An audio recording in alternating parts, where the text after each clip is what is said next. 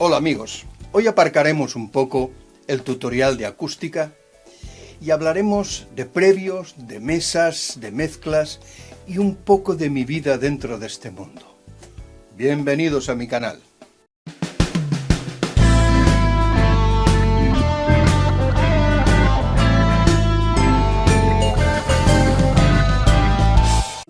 Al hilo de un vídeo que he visto de un compañero youtuber respecto a un módulo de la serie 500, concretamente el previo Midas 502, me imagino que ya sabéis que hace unos años Midas fue adquirido por la empresa de Uli Beringer en Made in China. En dicho vídeo se sorprendía de la calidad tanto del empaque, del diseño y de sus características en unas pruebas sónicas a las que sometió dicho módulo. Habida cuenta que él tuvo en su día un Midas 502 hecho en Inglaterra. Y la pregunta del millón era, ¿cómo el anterior 502 hecho en Inglaterra valía 1.700 libras y el actual 502 vale 170? Solo el 10% de su valor real. ¿Cómo lo hacen? Entrando en este juego comercial, hay muchas empresas que fabrican clones de micrófonos, previos, compresores, ecualizadores, etc. De los más famosos y respetados diseños por los grandes ingenieros, por ejemplo Neve, API, Solid State. Algunas de ellas con más acierto que otras hacen posible que nosotros podamos disfrutar de réplicas casi exactas a los originales, pero a mitad de su precio. Por ejemplo, Warm Audio, sobre todo en sus micrófonos, Golden Lens, en previos y compresores, y Heritage y BAE en previos y compresores, estas últimas con un precio un poquito más elevado. Con todo lo anterior me he animado a contar mis experiencias en este mundo apasionante de la música y la elaboración de temas que pueden llegar, con algo de suerte, a ser eternas en los oídos de la gente. Recuerdo mi época de rockero en los 80, con mi grupo Al Este, que para grabar las maquetas y más tarde enviarlas a las compañías discográficas o en su defecto entregarlas a algún manager que tenía un acceso directo a ellas, grabábamos como norma en el mismo estudio, que en Valencia era considerado uno de los mejores de la época. Aquello fue haciendo mella y que naciera en mí un gusanillo que ya nunca se fue. Mis principios más apasionantes empezaron a principios del 80, elaborando imposibles presupuestos que hacía y rehacía una y otra vez para equipar decentemente aquel estudio. Y en ellos se barajaba la pieza principal y más determinante, que era la mesa de estudio. Hay que trasladarse a la realidad de aquellos años, donde toda la información técnica y de sonido profesional provenía de revistas inglesas, francesas y posteriormente alguna española, y que solamente podía conseguir en algunas librerías muy especializadas. Recuerdo perfectamente que las marcas más publicitadas eran de mesas ya desaparecidas, como Soundtrax, Harrison, MCI, que más tarde sería Sony, y algunas conocidas que aún fabrican equipamiento profesional, como Soundcraft, Tascam, etc. Yo soñaba con equipar mi gran estudio con una Harrison, la The Rave, o una Soundtrax, la Jade, pero eran mesas con un precio superior a 5 millones de pesetas. Hay que recordar que en aquella época un piso valía 2 millones de pesetas. También es curioso que en ningún momento tanto Neve, API o Solid State pasaran por mis más profundos deseos. También es verdad que apenas los conocía y algunas de ellas empezaban su andadura en esos años. Y otras creía que eran mesas exclusivas, hechas a mano para alguien en concreto, por ejemplo las Neve. Por fin, rodaba el año 1984, La primera mesa que pude comprar para mi home studio fue un portaestudio Tascam 244 de 4 pistas a cassette, con un ecualizador semiparamétrico por canal y un sistema de reducción súper sofisticado en aquel momento que era el DBX. Con aquella mesa, un compresor Samsung, una Reverb Alesis y una KG 451 para las voces, con un módulo adaptador para poder alimentarlo con Phantom, producí y grabé a más de 30 grupos de la zona. En este mismo canal podéis ver que he colgado una muestra de varias canciones de aquellos años. La sala de aquel estudio era la misma donde ensayaba mi banda. Aproveché que ya la había insonorizado para no molestar a los vecinos y acondicionarla mejor con unos tableros de contrachapado, fibra y alguna almohada. Aún recuerdo la pesada puerta metálica rellena de arena. Todo aquello y con apenas cumplidos 22 años. Y nadie se cuestionaba el color del sonido, solo el resultado final de aquella producción y su repercusión en los medios o en la gente. Como he dicho antes, en este mismo canal podéis ver la demo con aquellas grabaciones. A principios de los 90 se imponía a marchas forzadas la tecnología digital. En el verano del 91 iniciamos la grabación de lo que iba a ser nuestro primer LP, que saldría por Zafiro, una discográfica que desapareció. La grabación se realizó en 24 pistas en cinta de 2 pulgadas y se realizaría en otro gran estudio de Valencia, equipado con una Soundtrack TS-24, donde grabaron la mayor parte de grupos de folk de aquella época. Y en un tema, nuestro productor inglés que nos dirigía dijo que al final de un tema le gustaría que se repitiese un pasaje, pero no hacía falta que grabáramos. Imaginaros, aquel estudio ya disponía la primera versión de Pro Tools y se hizo aquello y aún se puede oír. A principios del 91 disolvimos definitivamente el grupo. Por mi parte, a finales del 99 abrí Tritón Studios, mi proyecto más importante. Sumando obras de albañiles, acondicionamiento y el equipamiento técnico, el presupuesto aquello subió unos 25 millones de pesetas, 150.000 euros de ahora. Equipado con una mesa DR, Tritón X de 32 canales inline, que según decían tenían los mismos operacionales que las mesas Solid State. La grabación en un principio se basaría en un sistema de 24 pistas en ADAT, el M20, el profesional, pero la verdad es que nunca funcionó correctamente. Más tarde instalé 32 pistas con Motu y la primera versión de Logic. Aquello duró poco. A finales del 2003 cerré definitivamente por varias causas. La primera, discrepancias con mi socio, mi exmujer. El segundo motivo es que no estaba situado en Valencia capital. Los alquileres en la Capi eran altísimos. Y finalmente me pilló la coyuntura del sistema digital que se extendía cada vez más y más. Desde aquella borrachera o locura he tenido varios estudios, pero solo dedicados exclusivamente a la producción. Ahora solo grabo a quien quiera una producción completa mía, de su material.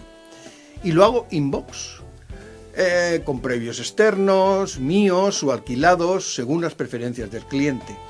Bien, he contado un poco mi vida para recoger el hilo de lo que actualmente decimos la guerra de previos, con sonido vintage, modernos, calientes, con agudos cristalinos. Sin embargo, alguien le preguntó a Rupert Neve que cómo hacía para que el 1073 sonara tan caliente y respondió: nunca he pretendido que sonara coloreado. Siempre he buscado el previo más fiel y limpio que he podido diseñar. Al final te das cuenta de que las diferencias son ínfimas y que a veces nos acomplejamos por no poder distinguirlas. Una empresa que empieza y se inventa excusas para que sus diseños se vendan como parecidos es triste. ¿O creéis que los ingenieros hacen a propósito previos capados para que tengan color o sonar peor?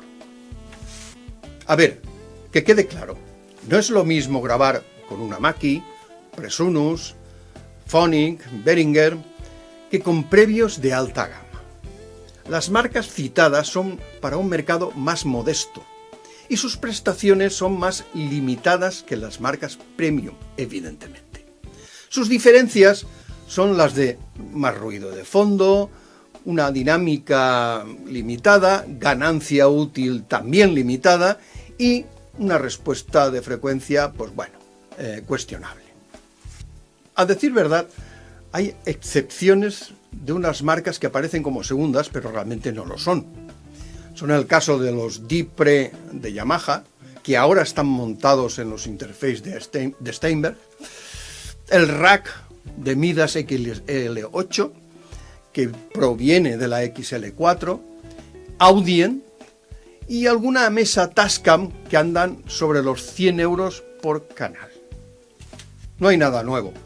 Si observamos un 1073 por dentro, vemos como transistor final a un viejo amigo, el 2N3055, transistor que vale 2 euros.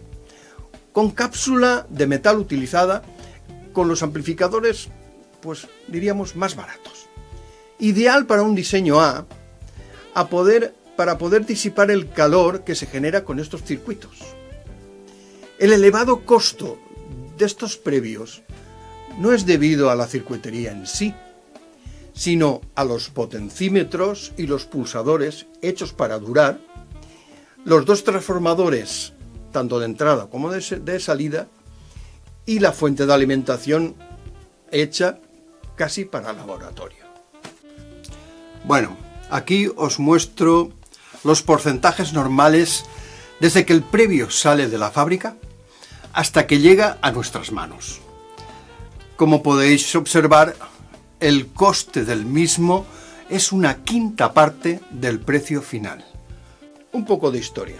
Rupert Neve fue un precursor de las mesas de grabación a transistores y diseñó una de las mejores mesas de estudio jamás fabricada con su empresa Focusrite, la Forte.